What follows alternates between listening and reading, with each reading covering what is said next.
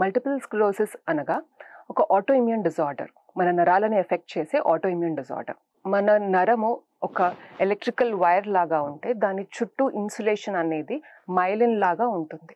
ఆ మైలిన్ని ఎఫెక్ట్ చేస్తుంది ఈ ఆటో ఇమ్యూన్ డిజార్డర్. సో దానివల్ల పేషెంట్స్కి చూపు ప్రాబ్లం రావడము, కాళ్ళు చేతులు తిమ్మిర్లు ఎక్కడము, నడకలో ప్రాబ్లం, మూత్ర సమస్యలు, జ్ఞాపక శక్తి మందగించడము, తదితర ప్రాబ్లమ్స్ అన్నీ వస్తూ ఉంటాయి. ఎంఎస్ ఎవరికన్నా రావచ్చు, కానీ ఎవరిలో ఎక్కువగా సంభవించే ఛాన్సెస్ ఉన్నాయి అంటే స్త్రీలకు పురుషులతో పోలిస్తే 2-3 రెట్లు ఎక్కువగానే వచ్చే ఛాన్సెస్ ఉన్నాయి. అలాగే ఒక age group 20 to 40 years age group వాళ్ళకి ఎక్కువగా సంభవించే ఛాన్సెస్ ఉన్నాయి. వేరే జెనెటిక్ ఫ్యాక్టర్స్ వల్ల, వైటమిన్ డి లోపం ఉండడం వల్ల, కొన్ని వైరల్ ఇన్ఫెక్షన్స్, ఈబీవీ వైరస్ ఇన్ఫెక్షన్స్ వల్ల, అండ్ వేరే ఆటో ఇమ్యూన్ డిజార్డర్స్తో బాధపడుతున్న వాళ్ళలో ఎక్కువ శాతం వచ్చే ఛాన్సెస్ ఉన్నాయి.